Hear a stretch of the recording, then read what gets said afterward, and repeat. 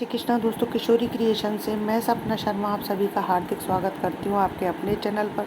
दोस्तों, आज के वीडियो में आपके लिए सावन मास महात्म्य के 29वें दिन की कथा लेकर के आई हूँ।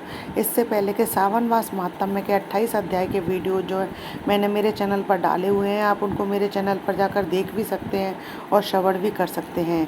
श्रावण मास का महात्म्य स्कंद पुराण के अंतर्गत दिया गया है। इसमें 30 अध्याय हैं। श्रावण महात्म्य का 29वां अध्याय प्रारंभ करने से पहले गणपति को प्रसन्न करने के लिए भगवान गणपति के कुछ विशिष्ट मंत्रों के बारे में जानते हैं। गणपति जी का पहला मंत्र है ओम गंग गणपतये नमः। यह गणपति का मुख्य मंत्र है। भगवान गणेश के इस मंत्र के जाप करने से आपके जीवन के तमाम विघ्न बाधाएं जो है समाप्त हो जाती हैं। जी का षडाक्षर दूसरा मंत्र है वक्रतुंड होम।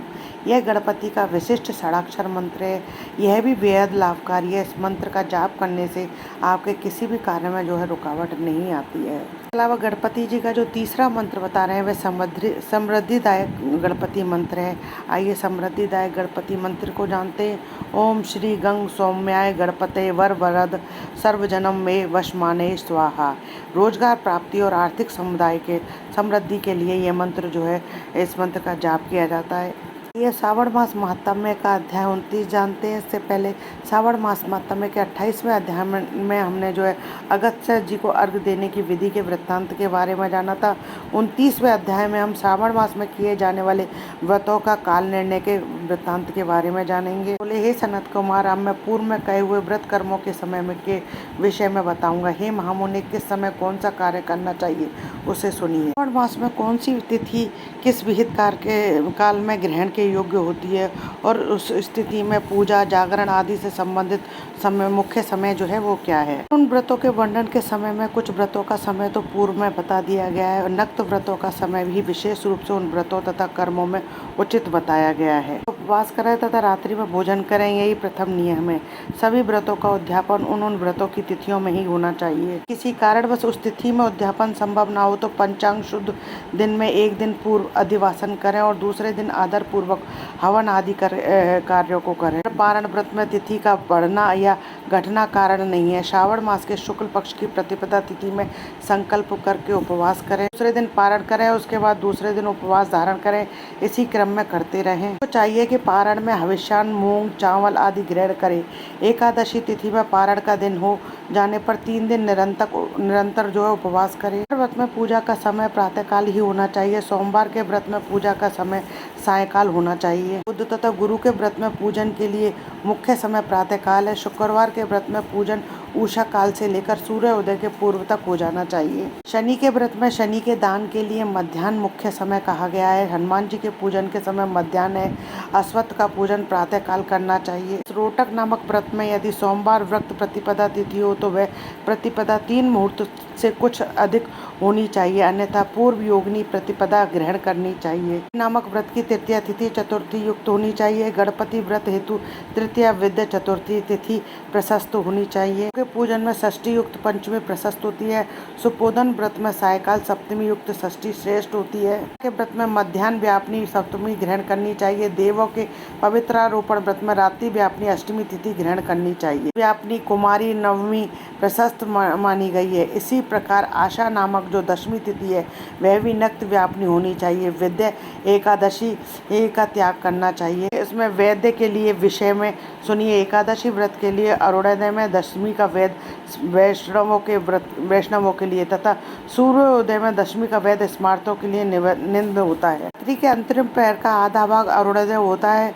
इसी रात्रि से जो द्वादशी हो वह पवित्रारोपण में ग्राह्य है। देव के व्रत में त्रयोदशी रात्रि व्यापनी होनी चाहिए। उसमें भी द्वितीय मान व्यापनी त्रयोदशी हो तो वह अति प्रशस्त होती है। के पवित्रारोपण व्रत में रात्रि व्यापनी चतुर्दशी होनी चाहिए। उसमें भी जो चतुर्दशी अर्धरात्रि व्यापनी होती है वह अति श्रेष्ठ होती है। और उत्सर्जन कृत्य के लिए पूर्णिमा तिथि तथा श्रवण नक्षत्र होना चाहिए। दूसरे 3 दिन मुहूर्त तक पूर्णिमा हो तो दूसरा दिन ग्रहण करना चाहिए, अन्यथा तैतरीय शाखा वालों को और ऋग्वेदियों को पूर्व दिन ही करना चाहिए। तैतरीय यजुर्वेदियों को 3 मुहूर्त पर्यंत दूसरे दिन पूर्णिमा में श्रवण नक्षत्र हो तभी पूर्व दिन दोनों कृत्य करने चाहिए। पूर्णिमा और श्रवण दोनों का पूर्व एक दिन एक ही मुहूर्त के अनंतर योग हो और दूसरे दिन 2 मुहूर्त के भीतर दोनों समाप्त हो गए हों तो भी दोनों कृत्य पूर्व दिन में ही संपन्न होने चाहिए। श्रवणा क्रम में उपाकर्म प्रयोग के अंत में दीपक का काल माना गया है और सर्व बलि के लिए भी वही काल बताया गया है। दिन में अथवा रात्रि में अपने अपने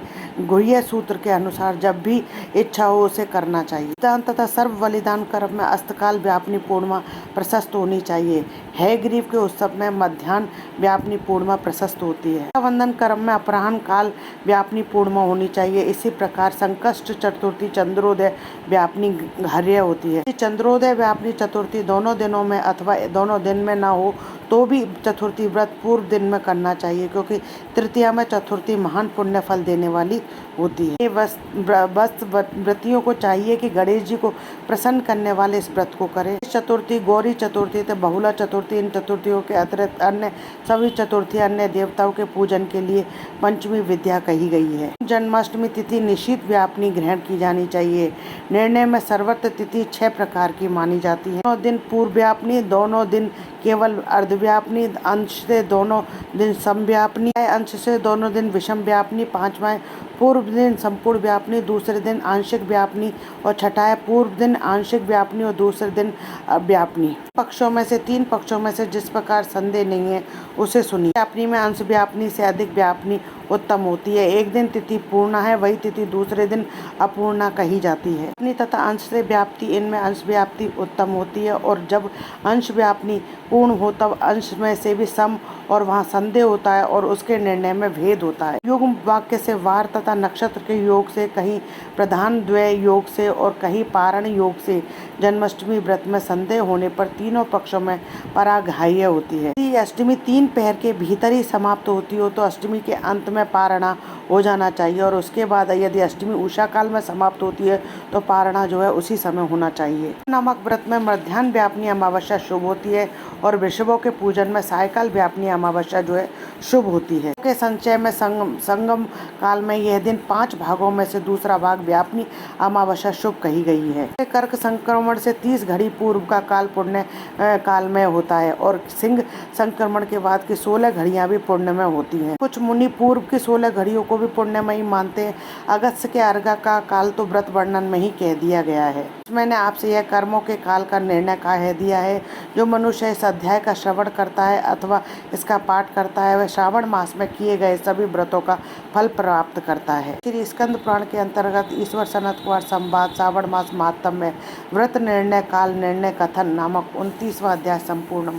दोस्तों, यदि आपको वीडियो अच्छा लगे तो प्लीज़ इसे लाइक और शेयर कीजिए। यदि आपने अभी तक मेरे चैनल को सब्सक्राइब नहीं किया है तो उसे सब्सक्राइब करना ना भूलें। पास ही बेल आइकन को दबाएं जिससे मेरे आने वाले हर नए वीडियो का नोटिफिकेशन आपको मिल जाए। हिंदू धर्म, रीति रिवाज, कथा कहानी जानने के लिए मेरे चैनल पर बने रहने के लिए बहुत बहुत धन्यवाद। जय श्री कृष्णा दोस्तों, राधे राधे।